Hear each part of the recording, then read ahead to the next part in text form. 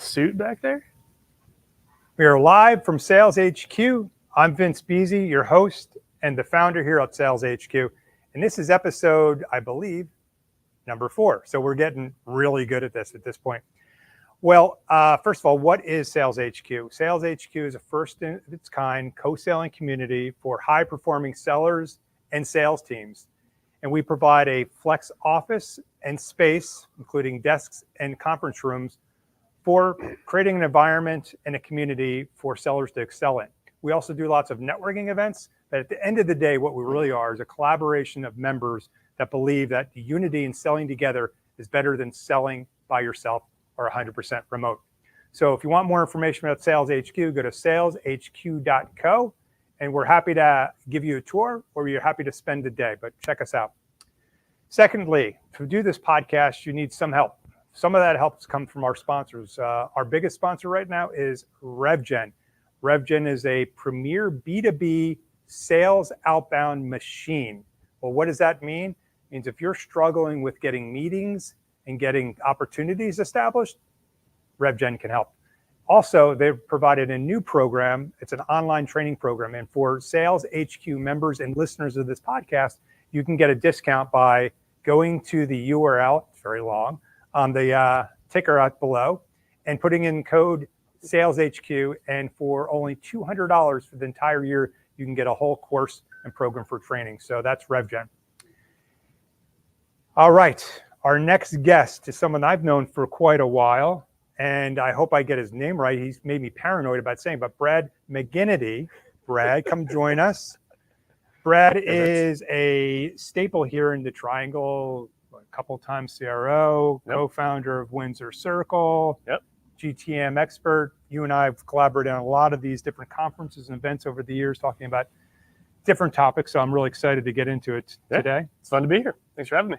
And before we get into any serious sales topics that one does, tell us a little bit about Brad. Oh, God. You didn't prepare me for this question. We talked about a lot of stuff. You don't know about yourself? This is a hard one. This isn't a trick question. Grew up in Baltimore. Huge Orioles fan. #1 in the East right now. It's nice to have the Orioles back on top. It's second month. It's early. We got the MVP candidate. It's good.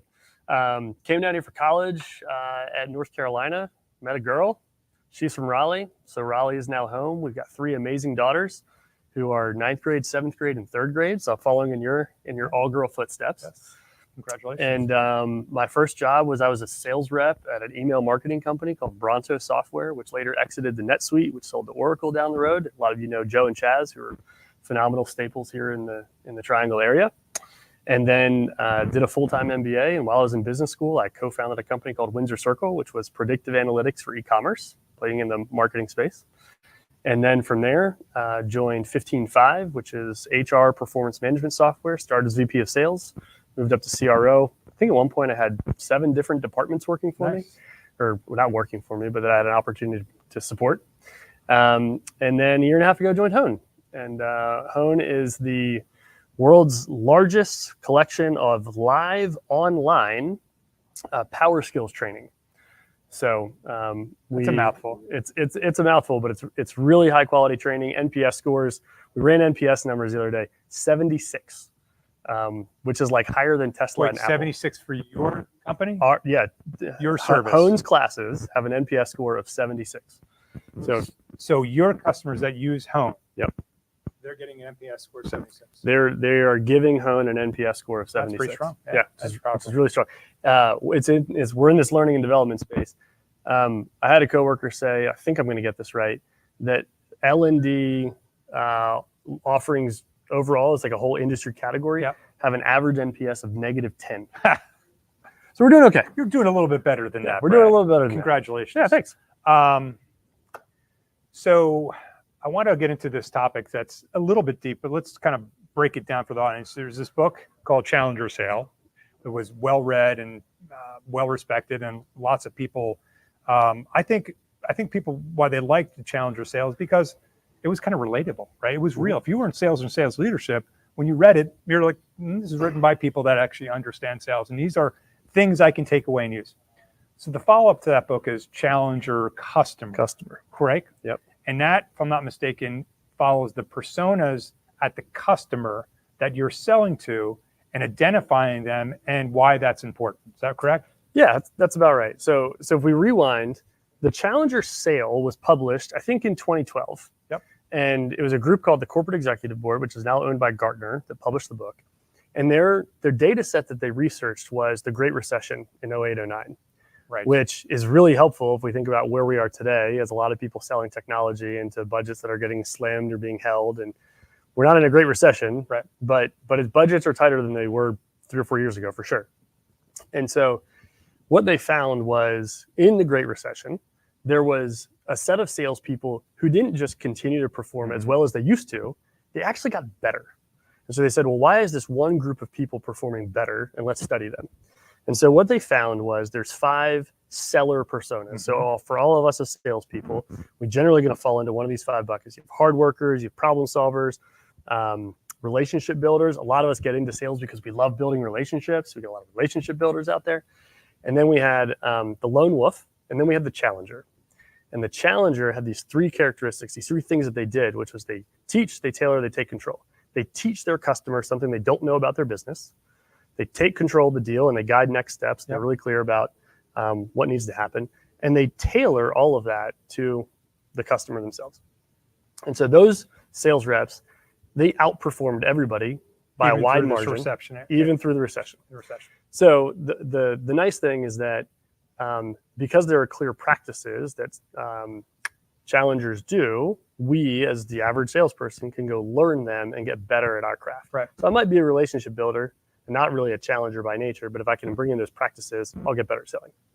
So that was great. Yep. Good book. A lot of people loved it. A lot of people talk about the Challenger sale. The sequel, which came out in roughly 2016, 17, Corporate Executive Board wrote it, now owned by Gartner, same people, same authors. They stopped and they said, okay, well, we have these seller personas. Well, there's people on the other side of the equation. There must be buyer personas as well. And so within the set of stakeholders who are buying things, the more people who are involved in your deal, the harder it is to get a deal done. We know that. More and more people are getting involved in evaluations and transaction processes nowadays. And so I think their data from, which is now 7-ish years old, said 6.2 people are involved in every purchase. Average deal, yep. And so what does that mean for us as salespeople? Well, it means that we are not in the room when the most important conversations are happening. And so the question then becomes, who's doing the selling on our behalf? Is it a challenger type person or is it not a challenger type person? So when we're not in the room, we've left, they're having their meetings, the most important meetings. Who in that room is helping you sell, right? Yeah. So what are the personas they mapped out that are in that room? Yep.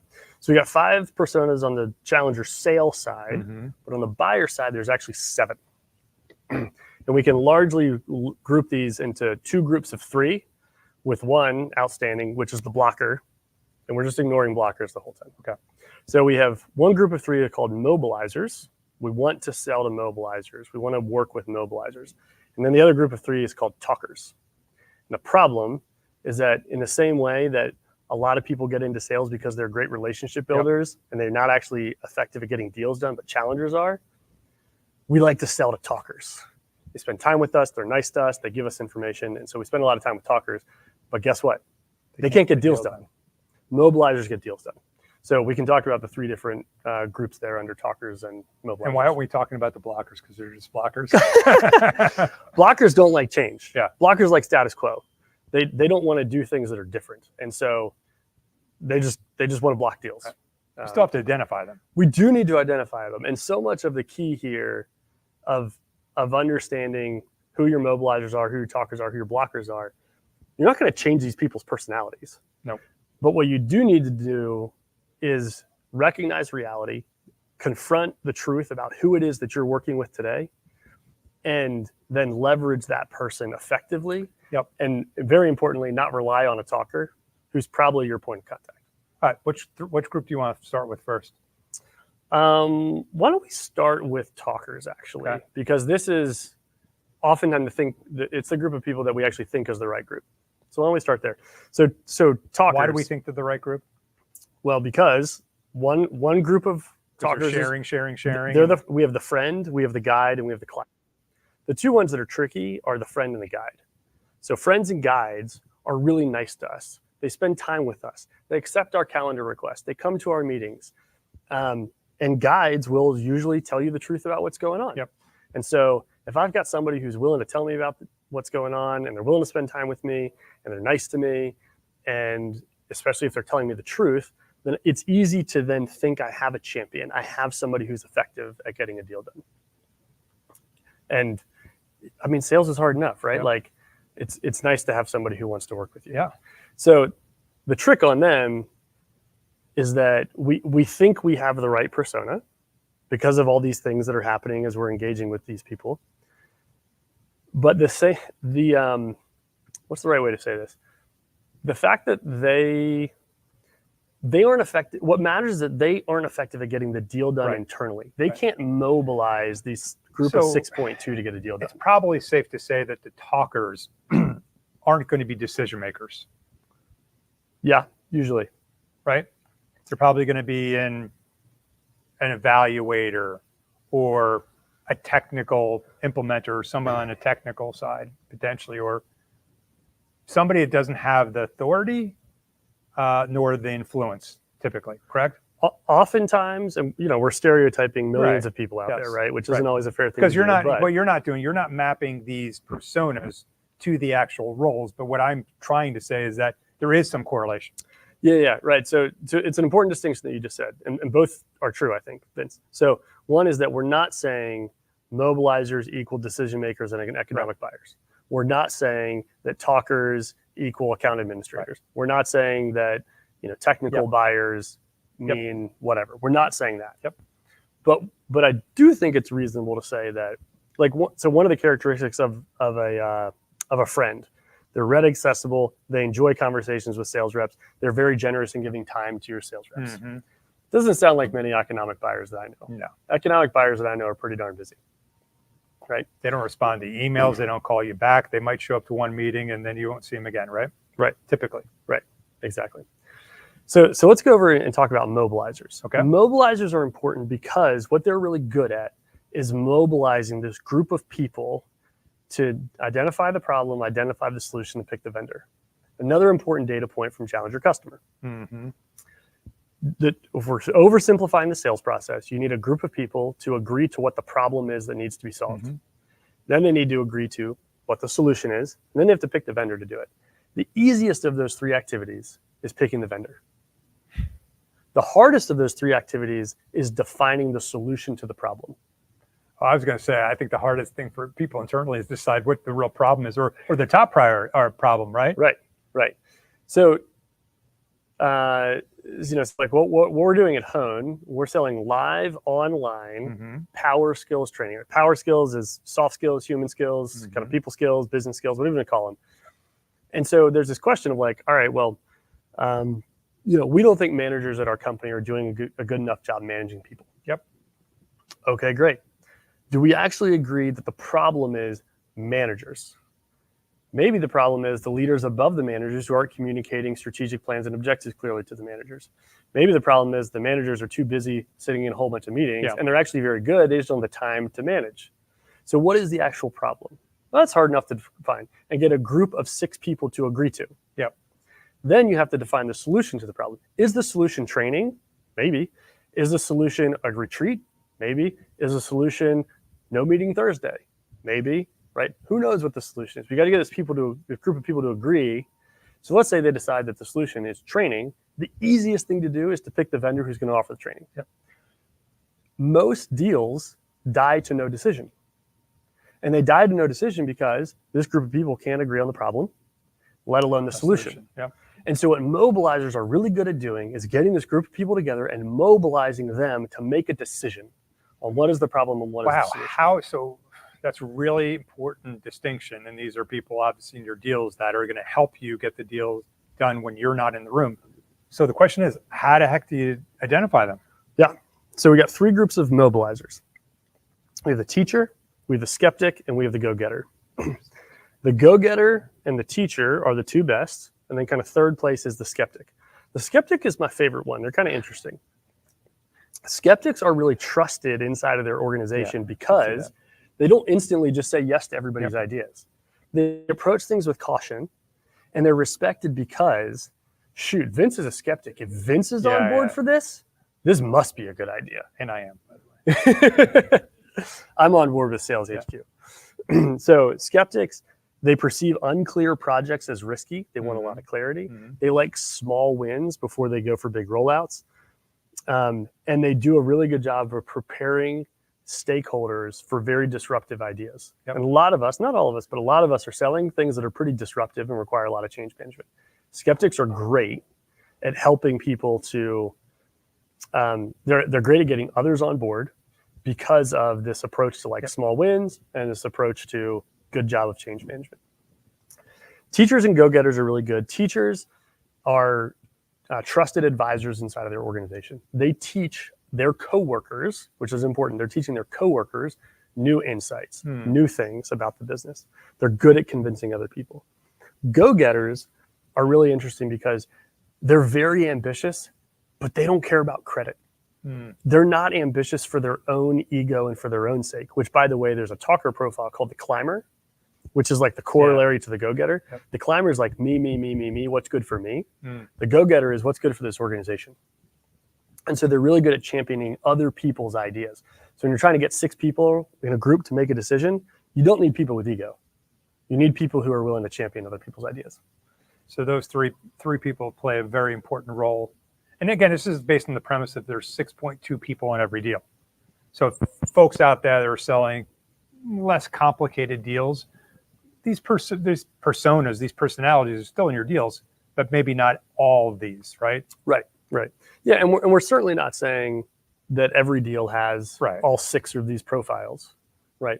But the trick, the most important thing out of all of this is I'm not in the room when the most important conversations are happening. When they're agreeing to the problem, when they're agreeing to the solution, they're picking the vendor, I'm usually not in the room, right? So I've got to equip my customer with insights so that they can go teach, so they can go mobilize, they can help a group of people define the problem, define the solution, pick the vendor. And if I'm not going to be there, we need somebody who's going to make sure that no decision is not the outcome. And mobilizers are really good at doing that. And what we often do as salespeople is we spend our time with the people who spend time with us. And it's oftentimes the wrong person to be spending time with. I'd say it's 100% of the time wrong, unless you've already established a relationship with this and a trust. But if it's a brand new prospect and you're trying to build the opportunity, the ones that are most chatty doesn't mean they're going to. Yeah. So what do you do with that person, right? You don't. The chatty person or the non-chatty person? The chatty person. What do you do with the chatty person? I would, of course, befriend them in a respectful way, but gather information from them. What's going on internally? Tell me about your process. When was the last time you chose a vendor? How did that look like? And who else are the players in the organization? If they're chatty, they'll give you all information. I'd also, one last thing I'd say is I'd connect with them on SMS, text messaging. So it's off of a company channel that they can really open up about, because if they're chatty, they'll give you lots of good information. Yes. The texting relationship. We talked about, have you built a texting relationship with this person yet? This person would be open to it though, right? Absolutely, they're open to it, right? And I think that I would do exactly what you just described. And it's not run away from these people. It's leverage them for information. Understand. And don't trick yourself into thinking you've got a mobilizer when you don't. Well, this has been always my pet peeve with doing deal review and like, oh, this person's my champion. Okay. Champion is most likely going to be this person you're talking about right now, right? Often could be, right? Could be. Which is good to identify in the vernacular of champion, but same way it's good to hear. It's like, again, they serve a purpose. You're not ignoring them, but understand that early on in the process, right? Well, there's this big difference between a fan and a champion, right? Champions, and we always talk about the idea in sales of testing our champion, right? And we generally think about the idea of testing our champion with this idea of, I'm trying to get them to prove how much they actually believe in my solution is the right solution, right? Do they really want to advocate for me? Are they really willing to champion me? Which is fine. But what we're talking about here is this idea of, are they influential in their organization? A real champion is influential in your organization. If you have a champion who is not influential, then it's not even, there's no point in having that Yep. person as a champion. Yep. They're just a fan. High authority, high influence. Right. And so, my definition of the economic buyer, the decision maker, comes from Skip Miller from Proactive Selling. Yep. Rest in peace, Skip Miller. And he likes to say that a real economic buyer can rob Peter to pay Paul, which is basically just a way of saying they can move budget around. Yep. If they believe in an initiative, they will either get new money or they will move money from here to here. Right. That's what a decision maker can do. Yep. And so a real champion, has the ear of the decision maker with the ability to convince the decision maker to rob Peter to pay Paul and move that budget around. I don't think most people's definition is what you say, though. I think a lot of times when you're talking to sales reps, it's the chatty Cathy. It's the one that's going to give you what you think is the most information is friendly to you. Right. Friend. Right. And this is where we end up wasting time. Yes. And then ultimately we lose the deal with no decision. Yes. Right. Okay. What do we always say in sales? Lose fast or win slow, or like win fast, great. But like the worst outcome is to lose slow.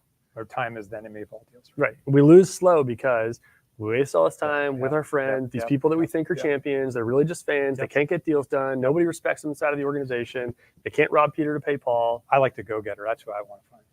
How do you find the go-getter as fast as possible and make that connection? And that's the challenge, right? It's like, again, your definition of the economic buyer decision maker and the go-getter. Again, we're not saying that's always that certain role, but let's be honest, most of the time they're going to have high authority, high influence. So let's kind of flip it a little bit. How do so we've identified the go-getter, but they're kind of reluctant to engage with us. Mm-hmm.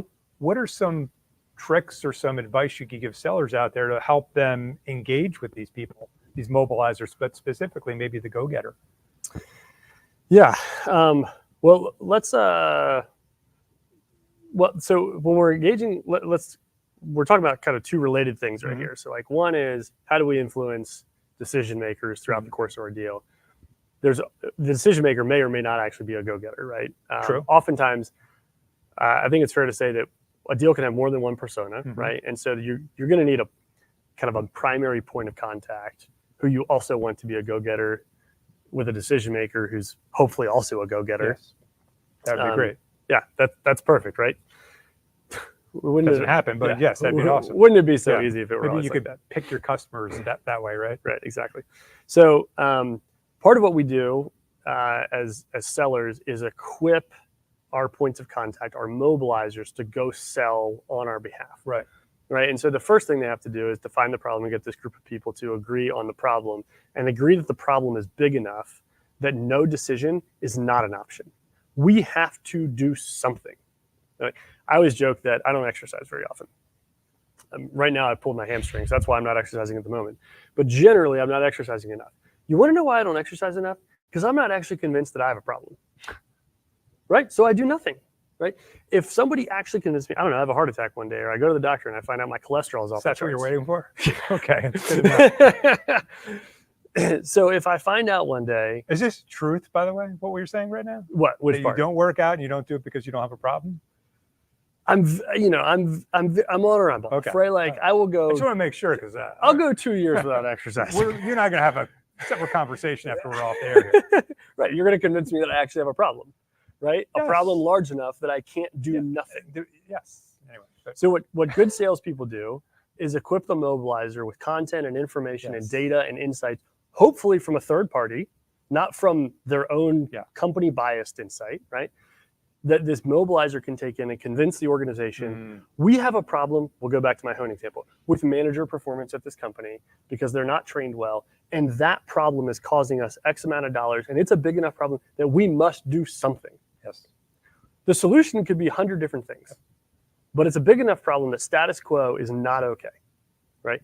And so the first thing that the salesperson convinces or helps this go-getter do is to make the case to this other group of people that they can't do The value proposition, the business plan, the ROI, whatever it is. And when you're selling the problem, you are not selling your own solution right now. You're literally selling a problem. Then you move into define the solution, right? So now we're going to equip this go-getter to help the set of buyers define what the solution to the problem is. Now I'm actually selling my whole category. I'm selling Hone and I'm selling all of my competitors right now. because I'm selling the value of live online power skills training is the solution to this company's problem, not a retreat. That's also helping set the stage that this is a big problem, right? Right. So we're helping set buying requirements, right? The whole thing, like write the RFP, like don't respond to an RFP unless you wrote the RFP. Like that's what defined the solution is, right? So we're equipping the go-getter to help them understand that yes, they have a problem. Status quo is not okay. You've got to do something. The solution to your problem looks like this. It needs to have these criteria, these characteristics to be an effective solution to the problem. And then we move into pick the vendor, which is the easiest part of it.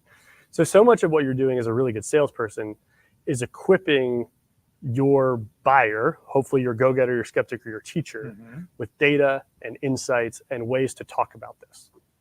So a lot of what we do at Hone is we're working on actually building the template for it right now. But a lot of what we do while we're in the process of doing that is we look at our customers' pitch deck that they're going to take up to their executive team about this project and this evaluation they've been doing. That's a good one. And we help influence it. I think another one to that vein is created a mutual action plan. Like, I think that enables this whole group, right? Hey, I'm going to do some work for you. I'm going to put together this action plan. Let's agree upon that in timeframes. And then this is the living document that you can use for your folks internally. Right? And so then what you do with that action plan, also, you do 100 different things with it, right? But one of the things that you do with it, we see this happen all the time in deals. The economic buyer, the decision maker, they show up for a demo early on, or they show up for a proposal review call, and then they disappear. And what do we do as salespeople? We get back to our main points of contacts, our friends, and we don't maintain this relationship with our executive sponsor. And so one of the things that I love to do with the mutual action plan is you send every Friday, every other Friday, kind of depends on how long the sales cycle is, but you send an unsolicited email update about the status of the deal. Hey, your team's been fantastic to work with. Here's what we've accomplished in the last week. Here's what we have to do for the next week. Here's the couple of issues that we're working through right now. Just wanted to give you a heads up. Have a great weekend. We'll be in touch later. There's two things that are happening here. One, this is happening consistently. And the second thing is that you're never asking them for anything. No call to action. No call to action. Because then later on, I know we're running out of time here. Then later on, when you actually really need something, now you send this message out. You've built trust, you've built credibility, and you say, hey, guess what? I need your help. And they know you're not bluffing. They know that you really need help, and they understand what's been going on with the deal. Yeah, and I assume these messages trumpeting, right, is well thought. There's no spelling, grammatical errors, right? Like all these things that you've done to be thoughtful about your communication to this person. And yes, you're building your credibility. We're running out of time. I don't know if there's any questions from the audience, but if there is, we got a couple of minutes left. Oh, sir, could you watch the count? Oh, yeah. Hey guys, great subject matter. And first thing I want to ask, and Brad, you brought this up, and it was a really good point. In that discovery phase of that you're going through after you have identified your go-getter and a person who's going to champion you, much different terms you could use there. But you mentioned you're building the playbook for your competitors. So how do you insulate yourselves in that process while you're the one training the customer with things they didn't even know that they didn't know? How do you keep them from going price focused and going downstream and going down that path? So there's two, maybe three really important things there. And thank you for that question. It's a great question. So the first thing is that if you look at any data around why customers buy, and Challenger, Corporate Executive Board, has a ton of data that shows this as well. People buy from salespeople that they like and that have added value to the process and that have taught them new things that they didn't already know. That's like the whole premise of the Challenger sale in the first place. Let me teach you something about your business that you don't already know, right?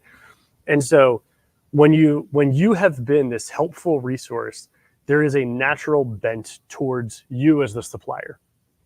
The second thing is that when you're helping to say, what is the definition of the solution? Like, what are kind of the buying requirements that you should be looking for because it's going to solve your problem? Build into that solution some capabilities that you have that your competitors don't, that should be listed as must-haves. That won't always, of course, lock down your deal and ensure it's going to get done. But when you kind of write the RFP towards you, then when it comes down to evaluate the different vendors out there, you're going to have the head start. That's gold when you can give them that as well, So I I think we're at time, but I have one last question for you. Sure. You really need to think about this. It's going to be. I didn't even tell you I was going to ask you this question, so I'll start exercising tomorrow. it could. That's a whole nother. We're going to have a different conversation about that. Anyway,